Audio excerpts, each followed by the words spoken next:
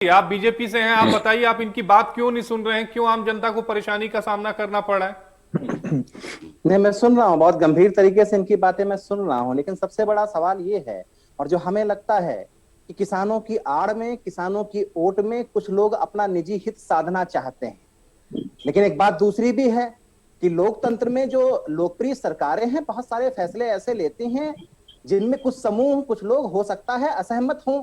लेकिन उसका एक तरीका ये भी तो है ना कि लोकतंत्र अगर मजबूती से चले और अगर आपको सरकार के किसी फैसले से आपकी असहमति है, तो आप दूसरे मंचों पर जा सकते हैं, अदालतों में आप जा सकते हैं। 11 10 11 महीने से आप कहीं पर बैठे हैं, आप अदालतों में भी गए हैं, सुप्रीम कोर्ट में भी गए हैं, सुप्रीम कोर्ट ने भी आपके ऊपर सवाल खड़ा किया है और यह भी कहा है कि कोई आंदोलन, कोई धरना, कोई प्रदर्शन कितने दिनों तक चल सकता है, असीमित समय तक तो नहीं चल सकता है। 10 11 दौर की बात, किसान जो नेता हैं, जो अपने आप को किसानों का मसीहा कहते हैं, किसानों की बात उठाने की बात करते हैं, लेकिन अभी तस्वीर आपने क्या देखी पिछले कुछ समय से?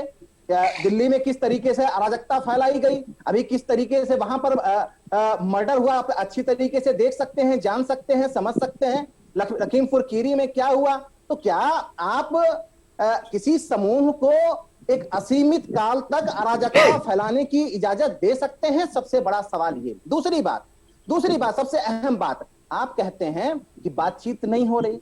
11 दौर की बातचीत हुई, लेकिन जो लोग वहां, जिन लोगों का जुटान है, वो बातचीत नहीं करना चाहते, वो सरकार को बंधक बनाना